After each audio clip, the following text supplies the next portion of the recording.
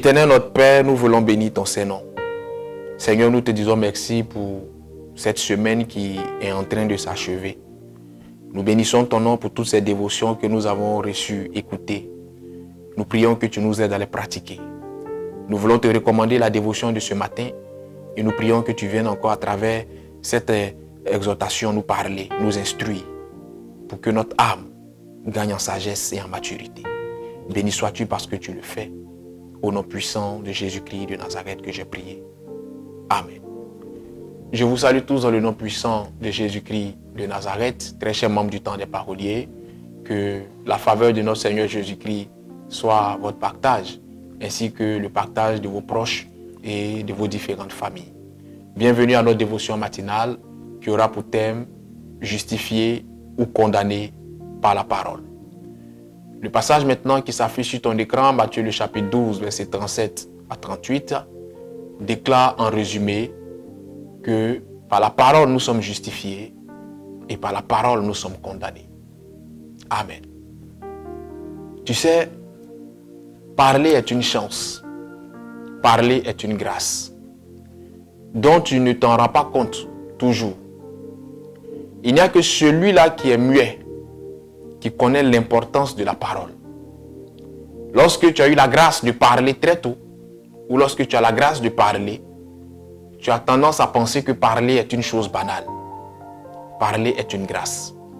Mais au-delà de la grâce, parler est une chose sacrée. C'est en cela qu'il est dit que la parole est sacrée. La parole peut t'ouvrir les portes de la liberté et la parole également peut te fermer les portes de la liberté. La parole peut te sauver et la parole également peut te condamner. En tant qu'enfant de Dieu, en tant que serviteur de Dieu, il y a deux situations où tu dois éviter de parler outre mesure. La première situation, c'est lorsque tu es dans un moment de joie extrême. Évite de parler au-delà des limites, car cela pourra t'emmener à faire un serment ou à dire des choses que tu ne pourras pas honorer lorsque tu sortiras de l'ivresse de la joie.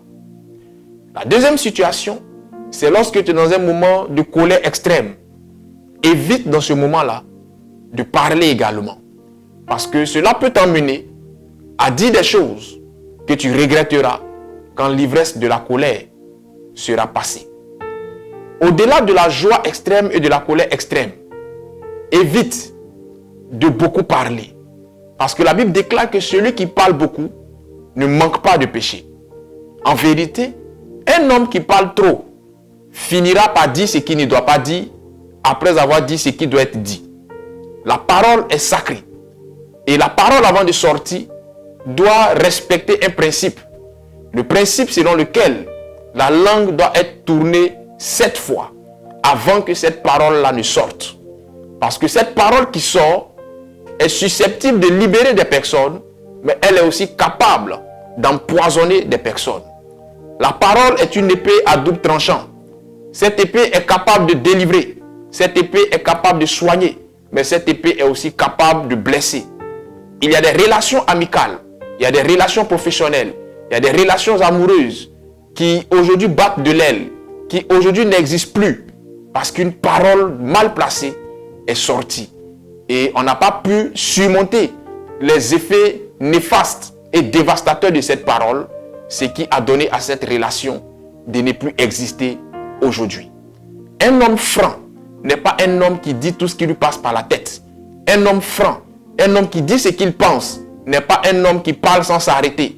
Un homme franc, un homme qui dit ce qu'il pense, est un homme qui sait quand il faut parler et quand il faut se taire. Cela n'est pas de l'hypocrisie, cela s'appelle l'art de la parole, la diplomatie du langage. Je prie que le Seigneur te donne cette sagesse, que le Seigneur te donne cette diplomatie, qui te permettra de savoir quand parler, comment parler et à qui parler. Car en vérité, on le dit communément, la parole est d'argent, le silence est d'or. Je prie que le Seigneur te donne la bonne compréhension des choses et que son esprit soit avec toi. Dieu est bon en tout temps. Shalom chez vous.